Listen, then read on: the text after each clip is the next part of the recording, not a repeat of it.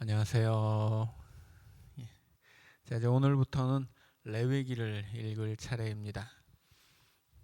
자, 우리가 레위기라는 책을 좀 이해할 필요가 있겠죠. 그래서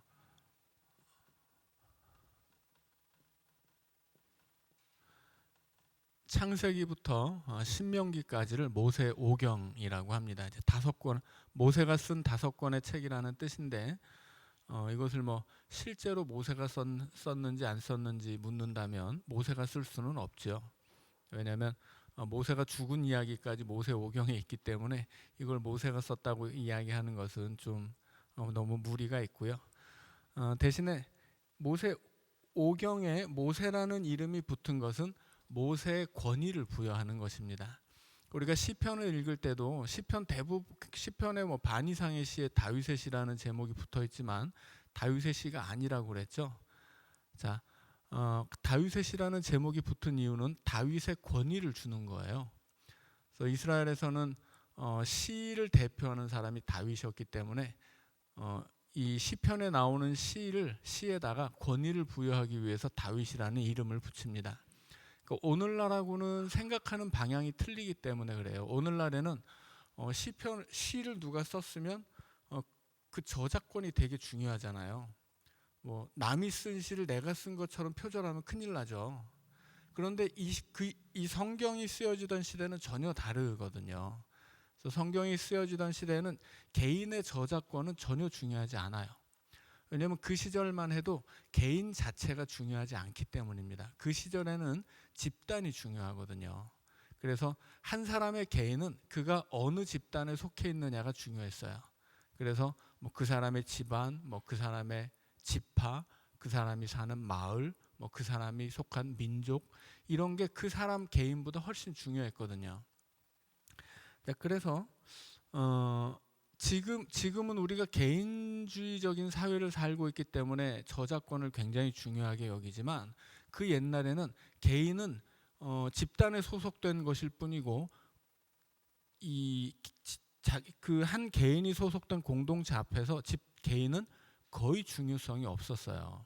그래서 요즘처럼 이 책을 누가 썼냐, 저작권을 막 따지고 이 시를 누가 썼냐, 뭐 저자를 따지고 이런 것은 전혀 의미가 없는 시대였다는 거예요. 오히려 시를 쓸 때 다윗의 이름을 붙임으로써 내 시에 다윗의 이름이 붙을 수 있는 어떤 권위가 있다라고 하면 그것을 더 영광스럽게 생각하는 시대였지, 이 시 내가 썼다라고 해서 나를 자랑하는 시대는 아니었다 하는 것입니다.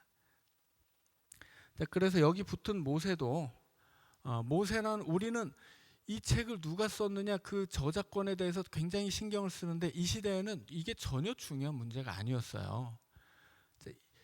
이 오경에 모세의 권위를 부여한다라고 하는 부분이 중요한 것이지 실제 모세가 썼냐 아니냐 이거는 전혀 중요치 않습니다.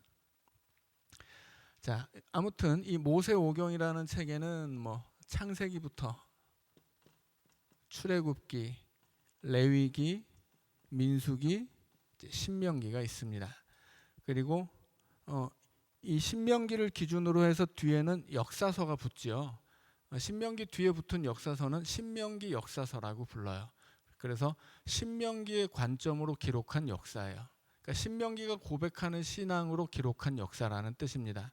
그래서 신명기 역사 안에는 하나님의 말씀을 잘 들으면 복을 받고 하나님의 말씀을 안 들으면 화를 받는 신앙의 역사가 기록되는 것입니다. 그래서 이 신명기 역사는 역대기 전까지 쭉 이어지죠. 자, 모세 오경을 보니 5권의 책이 있는데 출애굽기와 민수기는 어떤 이야기예요? 광야의 이야기예요. 그리고 제일 중간에 레위기가 있죠. 이 레위기는 이 모세 오경 전체의 중간에 있을 뿐 아니라 모세 오경 전체의 중심이라고 이야기할 수 있습니다. 모세 오경이라는 것 자체가 하나님이 하나님의 백성과 함께 있기 위해서 어떻게 해야 할 것이냐 이것을 밝혀주는 책이거든요. 창세기에서는 사람의 타락을 이야기하죠. 신명기에서는 타락한 인간이 어떻게 다시 복을 받고 하나님과 함께 있으며 하나님의 백성으로서 하나님이 주시는 생명의 삶을 누리는가, 그런 이야기를 한단 말이에요. 창세기에서 죄 짓고 하나님을 떠난 인간들에게 하나님이 아브라함을 불러서 이제 약속을 주시죠. 그 약속을 통해서 이제 이스라엘 백성들이 하나님의 백성이 되고 그 하나님의 백성들을 구원하는 이야기가 이제 출애굽기에 있습니다.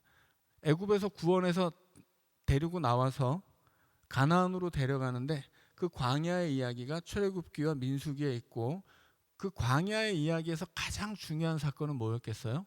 당연히 시내산 사건이죠. 시내산으로 불러서 언약을 맺고 거기서 애굽의 노예들이 하나님의 백성이 되잖아요.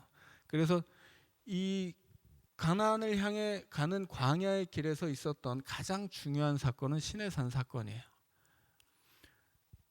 그 시내산 사건을 통해서 이스라엘 백성들에게 부여되는 하나님의 은혜가 뭐냐면, 첫째는 하나님 백성이라고 하는 지위죠. 이 언약을 통해서 애굽의 노예들은 하나님의 백성이 되는 거예요. 그리고 하나님의 백성이 된 이 본래 애굽의 노예였지만 하나님의 백성이 된 이스라엘에게 어떻게 하나님과 함께 할 수 있느냐, 너희들은 죄인인데 어떻게 이 죄인이 거룩하신 하나님과 함께 할 수 있느냐,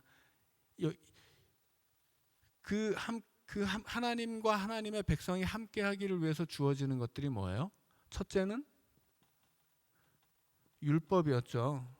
그런데 율법은 줬는데 어떻게 됩니까? 어겨요, 바로. 그래서 두 번째로 주어지는 게 뭐예요? 성막이에요. 그래서 율법보다는 성막이 훨씬 더 중요한 거죠. 율법은 이거 꼭 지키기로 약속을 한 시점에서 시작부터 틀어졌어요. 깨졌어요. 그래서 이스라엘 역사 안에서 끊임없이 언약 갱신을 한다고 말씀을 드렸죠. 언약을 맺었는데 깨졌거든요. 그래서 언약 갱신을 합니다. 그래서 출애굽기에서 언약을 했던 이스라엘 백성들이 언약을 맺자마자 깨져서 바로 하나님이 모세를 불러서 다시 돌판을 주면서 언약을 갱신하죠. 그리고 신명기로 가면 가나안을 앞두고 모세가 다시 한번 언약을 갱신합니다. 언약을 다 읽어주고 다시 약속을 받는 거예요. 이 다시 약속을 받는 행위가 이스라엘 역사 속에서 계속 반복되는 거예요. 그래서 율법을 가지고서 언약을 맺는 행위, 이것은 계속 갱신하는 거예요. 그러니까 이것은 이스라엘 백성들이 끊임없이 어긴다는 이야기죠. 그래서 율법보다 훨씬 더 중요한 게 뭐예요? 성막이에요. 율법을 어긴 사람들, 애초에 율법이 필요했던 죄인들, 그럼에도 불구하고 율법을 어기는 죄인들, 그들을 어떻게 하나님이 용납할 것이냐, 그들이 어떻게 하나님의 백성으로서 하나님 앞에 나아갈 것이냐, 거기에 필요한 게 성막이에요. 그리고 성막에서 이루어지는 제의들이죠. 제사라고 할 수도 있고 제의라고 할 수도 있고, 오늘 우리의 언어로 하자면 예배예요. 오늘 우리가 모여서 드리는 예배의 형식과 구약시대에 드리던 예배의 형식은 다르죠. 구약시대에는 예배가 제사의 형식으로 드려졌어요. 이 성전에서 제사를 드려서 하나님 앞에 나아가게 됩니다. 자, 그래서 우리가 출애굽기 마지막 부분을 읽어보면 이제 성막을 만들고 여호와의 영광이 그 성막에 충만합니다. 34절을 보면. 그런데 35절에 보면 모세가 회막에 들어갈 수가 없어요. 자, 모세가 회막에 들어갈 수 없는 이유는 뭘까요? 거기 하나님의 영광이 충만하기 때문입니다. 모세라고 해서 아무 때나 들어가는 게 아니에요. 하나님의 영광 속으로 하나님이 불러주셔야 들어가는 거예요. 시내산에서도 그랬죠. 하나님이 불러주셔야 모세가 들어갈 수 있는 겁니다. 그런데 여기서 성막을 만들었는데 그 성막을 만들어 놓으니까 하나님의 영광이 충만해요. 하나님이 거기 임재하셨다는 뜻이죠. 근데 하나님이 임재하셨기 때문에 모세도 못 들어갑니다. 모세가 못 들어가면 아무도 못 들어가는 거예요. 그래서 이 출애굽기의 마지막 장면은 성막을 만들었는데 모세조차 못 들어간다라고 하는 거죠. 그래서 이것은 레위기의 어떤 도입부가 될 수 있는 거예요. 하나님의 임재를 위해 만들어 놓은 성막에 하나님의 백성들이 어떻게 가느냐라고 하는 거죠. 그래서 그것이 그 방법이 제사라고 하는 거예요. 창세기에서도 아담과 하와가 쫓겨났잖아요. 그런데 아담과 하와가 자녀를 낳는데 가인과 아벨을 낳죠. 근데 가인과 아벨이 뭘 합니까? 하나님 앞에 제사를 드려요. 그래서 에덴 동산에서 쫓겨난 사람이 에덴 동산에서 떠나서 막 멀리 간 게 아니라고 말씀드렸죠. 그들은 에덴 동산에서 쫓겨났지만 그 앞에서 살았던 거예요. 그래서 죄 짓고 어떻게 됩니까? 가인이 아벨 죽이고 어떻게 돼요? 거기를 떠나야 돼요. 에덴 동산에서 죄 짓고 에덴 동산을 떠나야 했던 사람들이었는데 그 사람들이 에덴 동산은 떠났지만 그 앞에 살고 있었는데 거기서 형제를 죽이는 죄를 짓고 다시 거기를 떠날 수밖에 없게 된 거예요. 그런데 그때 하나님이 이 에덴 동산 앞을 떠나는 가인에게 뭘 줍니까? 표를 줘요. 표시. 그것은 하나의 표시일 수도 있고 표적일 수도 있어요. 이건 뭐 어떻게 해석하느냐의 차이인데 여튼 가인을 죽일 수 없게 만드는 표적을 하나님이 가인에게 주신 거예요. 이게 무슨 뜻이냐면 가인은 아담과 하와가 죄짓고 에덴 동산에서 쫓겨나지만 버려진 게 아니잖아요. 그들은 버려지지 않습니다. 그래서 다시 하나님 앞에 나올 수 있도록 그 에덴 동산 앞에서 한단 말이에요. 그리고 하나님 앞에 예배를 드려서 하나님 앞에 나오는 거예요. 그런데 거기서 죄짓고 또 쫓겨나요. 또 쫓겨가는 사람이라고 해서 하나님이 그럼 그들은 다시 죄지었으니까 이놈들 너희는 도저히 안 되겠다. 넌 버리겠어. 이렇게 되는 게 아니라는 거예요. 하나님은 또 버리지 않아요. 그래서 뭘 줘요? 표적을 주는 거예요. 다시 돌아올 수 있도록. 에덴 동산에서 쫓겨나지만 다시 하나님 앞에 나올 수 있도록 제사를 드리도록 해주죠. 거기서 다시 쫓겨나지만 죽지 않고 떠돌다가 다시 하나님 앞에 나올 수 있도록 표적을 주었단 말이에요. 그런데 가인은 안 돌아와요. 왜 안 돌아와요? 성을 짓고 떠돌아야 되는데 성을 짓고 정착을 해버리는 거죠. 히브리서로 가면 우리가 본향을 향한 나그네라는 이야기를 합니다. 나그네는 본향에 닿을 때까지는 정착을 하면 안 돼요. 왜냐면 우리는 거기로 지금 우리는 가고 있는 거거든요. 가야만 하고. 정착을 하면 어떻게 됩니까? 거길 안 가겠다는 뜻이에요. 그래서 우리가 세상을 내 집처럼 여기고 여기서 내가 머문다고 생각하면 안 되는 거죠. 세상은 언제든지 내가 떠나야 할 곳이에요. 나그네처럼 살아야 되는 거죠. 가인도 하나님 앞에서 쫓겨나면서 세상에서 나그네가 됐어야 돼요. 그 나그네 길은 단순히 떠도는 게 아니라 하나님을 향해 다시 돌아가는 길인 거죠. 마치 야곱이 가나안에서 쫓겨나서 하란으로 가지만 다시 돌아와야 되잖아요. 그는 하란으로 갈 때는 나그네예요. 그런데 다시 돌아와야 할 곳이 있죠. 거기서 머물면 안 되잖아요. 마치 아브라함의 아버지 데라가 하란에 머물다가 죽으면 그 사람은 이스라엘과 상관없는 것처럼 하란에 머물면 안 되는 거예요. 나그네여야 되는 거지. 자, 그래서 다시 돌아와야 되는데 어떻게 하나님 앞에 죄인이 돌아올 수 있는가? 그 돌아오는 방법은 창세기에서부터 제사를 드리는 것이었어요. 결국은 이 레위기는 하나님이 임재하신 성막이 그 하나님의 영광 때문에 모세조차도 들어갈 수 없는데 그렇다면 모세가 못 들어가면 아무도 못 들어가는 것인데 어떻게 하나님의 백성이 하나님 앞에 나아갈 수 있는 것이냐? 그 방법을 가르쳐주는 책이 레위기예요. 그래서 모세오경에서 가장 중요한 책이 레위기입니다. 이것은 구체적이고 직접적으로 하나님의 백성이 하나님 앞에 나아가는 방법을 설명해 주는 거예요. 그리고 제사의 방법뿐 아니라 제사를 드리는 쉽게 우리식으로 표현하면 예배를 드리는 하나님의 백성들이 예배자로서 어떻게 살 것인가 이 두 가지를 얘기하고 있어요. 어떻게 예배할 것인가, 예배자들이 어떻게 살 것인가 이 두 가지를 알려주는 것이 레위기라고 하는 책입니다. 그래서 모세오경이 5권이 있는데 이것은 권으로 따지면 5권이지만 전체가 하나의 시리즈예요. 그래서 5권으로 나눠서 읽으면 안 되고 여기서부터 여기까지가 한 권으로 읽어야 되는 책입니다. 그리고 이 뒤에서 나오는 신명기 역사도 마찬가지예요.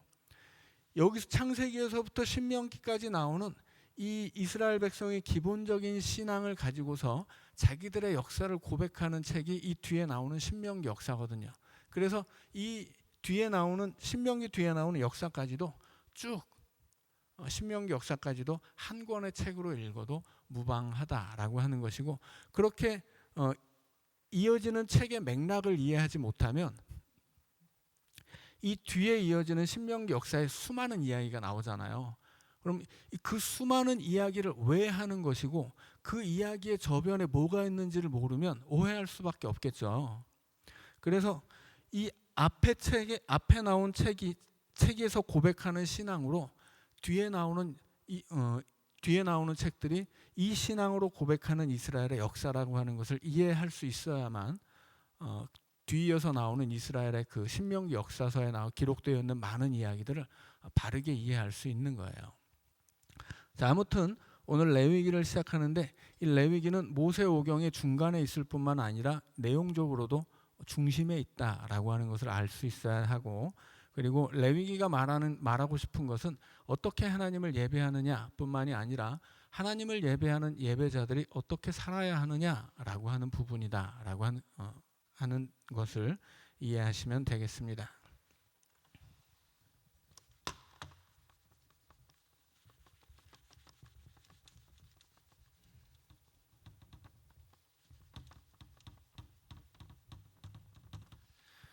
자, 레위기를 읽어보려고 했더니 처음에 제사 이야기가 나오죠. 레위기에는 이스라엘에는 5가지 제사가 있어요. 그러니까 말하자면 뭐 제사 종류라고 말할 수 있죠. 제사 종류가 5가지가 있는데 제일 먼저 번제가 소개되죠. 번제, 그 다음에 소제, 그 다음에 화목제, 속죄제, 속건제. 자, 이렇게 5가지 종류의 제사가 있습니다. 그런데 이 제사를 드릴 때 제사를 드리는 방법에 있어서 또 나눌 수가 있어요. 뭐 예를 들어서 뭐 태우는 제사가 있죠. 화제라고 하고요. 물이나 술을 붓는 제사가 있어요. 그런 거 이제 관제라고 합니다. 전제라고도 하고요. 그리고 뭐 곡식을 바칠 때 뭐 드는 것 이것을 거제라고 하고, 흔드는 것 이거를 요제라고 합니다. 그런데 이게 제사를 드리는 방법에 있어서는 이게 명확한 어떤 번역이라고 하기는 어려워요. 그런데 아무튼 뭐 우리가 성경에 나와 있는 전통적인 언어를 가지고서 설명을 하긴 할 텐데, 5가지의 번제는 명확한 개념이지만 제사의 방법으로 나누어지는 화제, 뭐 거제, 요제, 전제 이런 것은 이렇게 명확하게 구별할 수 있는 부분은 아니다라고 하는 걸 좀 기억하셔야 돼요. 뭐 대표적으로 화제라고 할 때 우리는 화제 그러면 기본적으로는 태워서 드리는 제사임에도 불구하고 태우지 않는 것도 화제라고 해요. 그러니까 그래서 예를 들어서 뭐 소제를 드릴 때 곡식을 태우는 것은 당연히 화제인데 하나님 앞에 음식을 바치는 것도 또 다른 성경에서는, 성경 구절에서는 뭐 이렇게 화제라고 하거든요. 그러니까 히브리 언어로 보면 다 이 화제라고 하는 단어가 좀 다양하게 쓰여요. 그래서 좀 정확한 번역은 100% 정확한 번역은 아니다라는 걸 알고 있어야 되고, 뭐 예를 들어서 또 뭐 관제, 전제 뭐 이런 술이나 물을 부어서 드리는 제사 있잖아요. 이런 제사가 분명 있었던 것은 분명한데 어떻게 부었는지는 아무도 몰라요. 설명이 안 돼 있거든요. 자, 그래서 이제 이 성경 안에서 명확하게 말하는 부분이 있고 도저히 뭐 명확하지 않아서 명확히 알 수 없는 부분도 있어요. 자, 그래서 우리가 명확하게 알 수 없는 부분까지도 마치 명확하게 아는 것처럼 아는 체를 해서는 안 된다고 말씀을 드렸죠. 그래서 여러분들에게 성경을 읽어가면서 알 수 없는 부분은 뭐 여기까지만 알 수 있다라고 이제 말씀을 드리려고 합니다.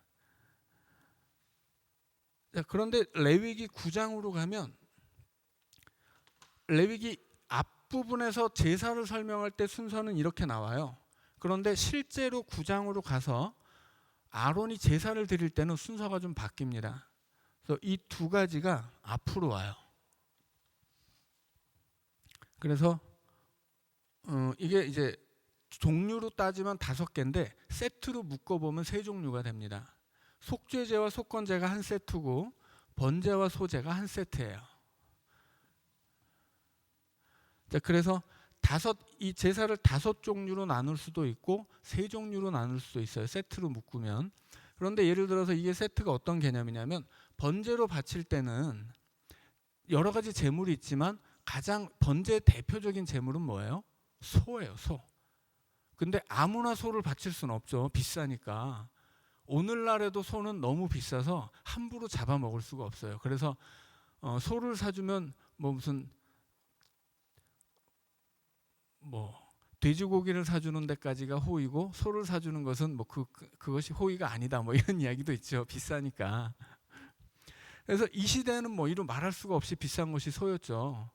심지어 이 소는 애굽에서도 함부로 못 먹는 거였어요. 애굽은 그 시절에 그 지상의 낙원이라고 말씀드렸죠. 그 시절 지상 낙원이 애굽이었는데 애굽에서도 다른 고기는 임의로 먹을 수 있지만 소만은 함부로 못 먹어요. 너무 비싸니까. 그렇게 비싼 소로 어떻게 번제를 드리겠어요? 소를 못 바치는 사람은 양도 드리고 염소도 드리고 비둘기도 드린단 말이에요. 하지만 번제는 아무튼 번제를 대표하는 제물은 소예요. 그런데 아무나 이 번제든 소제든 원하는 사람이 원하는 때 드릴 수 있는데 이게 번제를 드리자니 좀 부담스럽잖아요. 그래서 돈 좀 있는 사람은 번제를 드리지만 돈이 없는 사람들은 소제를 드려요. 번제 대신. 그런데 하나님은 번제를 드리지 않고 소제를 드려도 번제와 똑같이 받습니다. 그래서 소제를 가난한 자들의 번제라고 불렀어요. 아무튼 속죄제와 속건제는 앞으로 가서 이걸 제일 먼저 드리고 그 다음에 이 제사가 끝나면 번제나 소제를 드리고 아니면 번제와 함께 그 다음 소제를 드리고 그리고 마지막에 화목제를 드립니다. 그런데 속죄제가 있고 속건제가 있죠. 둘 다 죄에 관한 제사인데 속죄제는 계명을 어길 때 이것도 100% 정해진 바를 말하기는 어려워요. 여러 가지 그 속죄제에 해당하는 죄들이 있는데 대체적으로 하나님 앞에 지은 죄, 계명을 어겼다거나 이런 하나님 앞에 지은 죄를 용서받고 싶을 때 속죄제를 드립니다. 속건제는 내가 남에게 어떤 그 재산상의 피해를 입혔을 때 혹은 육체적인 피해를 입혔을 때 그렇게 사람에게 피해를 입힌 피해 입힌 죄를 용서받기 위해서 드리는 것이 속건제예요. 그래서 속건제에는 배상이 따릅니다. 예를 들어서 내가 남의 돈을 10만 원을 훔쳤다. 그럼 5분의 이렇게 물품에 따라서 좀 부과되는 벌금이 조금씩 다른데 전체적으로는 5분의 1이라고 보면 돼요. 그래서 내가 남의 돈 10만 원을 훔쳤으면 이 죄를 용서받기 위해서는 속건제를 드릴 때 제사를 드리기 전에 12만 원을 갚아주고 와야 돼요. 그러니까 내가 남의 돈 훔친 다음에 그거 내 주머니에 넣고 하나님 용서해 주세요 하면 용서가 안 되는 거예요. 그러니까 이게 사람이 죄 짓고서 내가 지은 죄 때문에 당한 피해를 입은 피해자가 있는데 피해자한테 피해 복구를 해주지도 않고 하나님 앞에만 가서 하나님 용서해 주세요 해서 용서받고 자유로운 마음으로 편안하게 살면 안 되는 거예요. 내가 피해를 입혔으면 갚아줘야 됩니다. 그것이 속건제의 정신이에요. 그래야 나에게 피해 입은 사람에게 피해를 복구해 줘야만 하나님 앞에 이 죄를 용서해 달라고 말할 자격이 생긴다는 거예요. 자, 그래서 죄에 관한 것이 앞으로 와요. 그런데 번제도 우리가 읽어보면 알겠지만 번제도 똑같이 죄에 관한 이 효과가 있습니다. 그래서 속죄제와 속건제가 둘 다 죄에 관한 이야기인데 속죄제가 하나님, 속건제가 사람에게 짓는 죄라고 한다면 번제는 좀 더 근본적인 죄예요. 말하자면 원죄 같은 거죠. 그러니까 번제를 드릴 때는 내가 죄를 지었고 내가 구체적으로 지은 죄 하나를 용서받기 위해서 드리는 제사가 아니고 내가 날마다 죄를 짓지만 우리는 속죄제나 속건제가 내가 지은 어떤 구체적인 죄 하나를 용서받기 위해 드리는 제사라면 번제는 나의 죄인됨을 위해서 드리는 이 제사예요. 그래서 번제는 보통 헌신을 상징하는 제사다 이렇게 이야기하는데, 여기서 헌신이라고 하는 것은 단순히 내가 뭐 하나님을 위해서 뭘 하겠다 이러는 게 아니에요. 그러니까 나를 전적으로 하나님 앞에 드려서 내가 하나님과 연합한다라고 하는 의미의 헌신이에요. 그래서 이 근본적으로 나의 죄인됨, 이것을 가지고서 하나님 앞에 나가서 용서받기 위해 드리는 것이 번제입니다. 그래서 속죄제부터 속건제를 거쳐 번제에 이르기까지 다 죄에 관한 내용이 있고, 그런 제사를 먼저 드린 다음에 그 다음에 소제를 드려요. 소제는 여기서 소는 희다라고 하는 뜻이에요. 소복 그러면 이제 흰옷이죠. 힐소예요. 왜 흰 제사냐면 이것은 곡식을 가루로 내서 드리는 제사거든요. 그래서 곡식을 가루 내면 하얗잖아요. 그래서 소제는 곡식을 드리는 제사입니다. 근데 곡식을 드릴 때 뭐 튀겨서 드리는 음식 혹은 뭐 그냥 곡식을 그냥 드릴 수도 있고, 이 곡식으로 음식을 만들어서 튀기든지 굽든지 뭐 찌든지 뭐 다양한 방식의 제사를 드릴 수 있어요. 자, 그런데 이 소제라고 하는 것은 곡식으로 드리는 건데, 이 소제 자체는 곡물이라는 뜻이에요. 여러분, 곡물이 뭘까요? 곡물은 뭐냐면, 예를 들어서 옛날에 우리나라가 중국에다가 곡물을 바쳤잖아요. 근데 이게 오늘날 우리가 생각할 때는 그때 우리가 좀 되게 비굴했나 보다 이렇게 생각할 수 있는데, 전혀 그렇지 않습니다. 심지어 그 우리나라 역사 기록을 보면 중국에서 제발 니네 그 곡물 바치지 마 이렇게 막 사정을 해요. 왜 사정을 하냐면, 예를 들어서 우리나라에서 뭐 쌀 100섬을 바쳤다. 그러면 중국에서 그걸 받고서 입 싹 닫는 게 아니에요. 쌀 100섬을 받으면 그것보다 훨씬 더 많은 그 보상을 해줘요. 그래서 뭐 쌀 100섬을 바치면 뭐 금 10근을 준다던가 뭐 이런 식으로 그 정해져 있는 것들이 있거든요. 왜냐하면 중국은 대국이잖아요, 스스로. 소국이 대국에게 선물을 바치면 대국은 그 소국에 바치는 선물은 뭐냐면 충성의 대가거든, 충성의 증거거든요. 그 충성을 받은 대국이 충성의 대가로 더 좋은 것을 베풀어 준다는 걸 보여주기 위해서 더 많은 대가를 지불을 해야 돼요.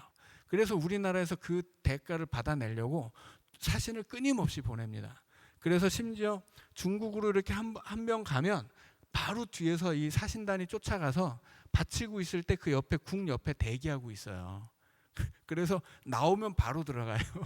그래서 막 엄청 많은 걸 얻어내니까 이 중국 황제가 저것들 좀 그만 오게 하라고 막 그렇게 뭐 조서 같은 것도 편지 같은 거 이제 써서 니네 그만 보내라고, 사실 우리 필요 없다, 다 니네 충성 다 아니까 그만 보내라 뭐 이런 얘기를 하지만 계속 보내요.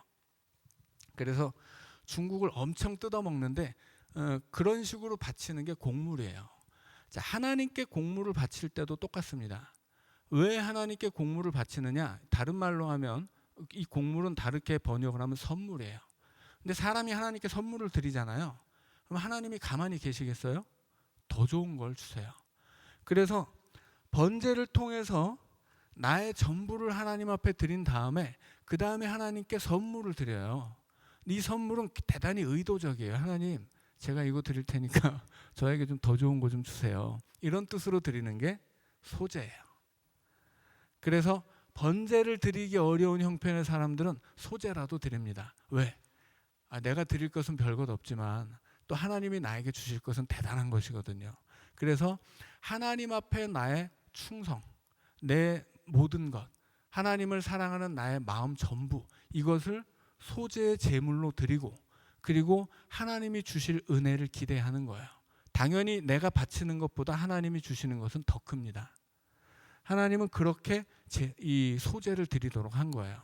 그래서 단순히 하나님 앞에 번제를 드린 다음에 뭐하러 소제를 또 드리지? 하나님 음식이 없어서 내가 먹여드려야 되나? 이런 식으로 생각해서는 안 된다는 거죠. 하나님이 제사를 이렇게 여러 종류로 드리도록 한 데는 다 그만한 이유가 있는 거예요. 그리고 그만한 이유들을 우리가 알아야만 왜 구약의 제사들이 이렇게 많았는지를 이해할 수 있고, 그리고 오늘 우리가 드리는 예배라고 하는 것은 그 구약의 제사를 이어받은 것이고 그 제사의 정신이 우리의 예배 속에 녹아 있는 것이기 때문에 우리의 예배 안에서 어떤 것들이 하나님 앞에 드려져야 되고 우리는 그 예배를 통해서 어떤 것들을 하나님 앞에 받느냐라는 것을 이 레위기의 제사 이야기를 통해서 알 수 있다라고 하는 것입니다.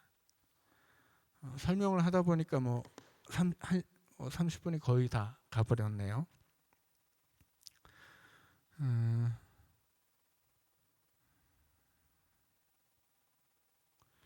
자, 그럼 설명을 잠깐만 더 하도록 하겠습니다. 그래서 번제 같은 경우에는 우리가 함께 읽은 레위기 1장에서는 자발적으로 드리는 것이라고 설명이 되어 있습니다. 그런데 자발적으로 드리는 것 말고 나중에 레위기를 읽어가다 보면 의무적으로 드려야 되는 번제도 있어요. 두 가지가 있는데 하나는 상번제 그리고 절기 번제입니다. 두 번째는 절기에는 3대 절기와 안식일이 있죠. 자, 상번제는 뭐냐면 아침 저녁으로 이스라엘의 죄를 속하기 위해서 날마다 드려야 하는 번제예요. 이것은 성전에서 제사장들이 드립니다. 이스라엘을 대표해서. 대신에 그 시간에 백성들은 그냥 자기 일을 하고 있는 거예요. 성전에서 그 백성들과 상관없이 백성들을 대표해서 제사장들이 드리는 번제가 아침 저녁으로 상번제가 하나님 앞에 반드시 드려져야만 합니다. 의무적으로. 그리고 절기가 되면 안식일이 되면 의무적으로 하나님 앞에 드리는데 상번제 때는 제물을 한 마리씩 드리는데 안식일에는 2마리를 드립니다. 그리고 절기는 정해진 바가 없어요. 절기는 절기별로 드리는 것이 좀 달라요. 그래서 하지만 어쨌든 정해진 대로 절기에는 또 의무적인 제사를 드려야 해요. 그래서 우리가 함께 1장에서 나오는 제사들은 다 자발적으로 드리는 제사인데 자발적으로만 드리는 것이 아니라 번제 같은 경우는 반드시 드려야 하는 의무 부분도 있었다라고 하는 거예요. 그런데 말씀드린 것처럼 이 번제는 2가지 의미가 있다고 그랬죠. 첫째는 속죄예요. 나의 죄인됨을 하나님 앞에서 불살라서 죄인인 나를 하나님께 다 드려서 용납될 수 있도록 그렇게 드리는 게 번제입니다. 그리고 그렇게 나를 다 드림으로써 내가 온전히 하나님의 소유라고 하는 것을 고백하는 거예요. 그래서 헌신의 의미가 붙는 거예요. 그래서 번제는 속죄와 헌신의 의미가 강해요. 그런데 의무적으로 그것을 날마다 드려야 되고 일주일에 한 번씩 드려야 되고 또 절기마다 드려야 된다라고 하는 거죠.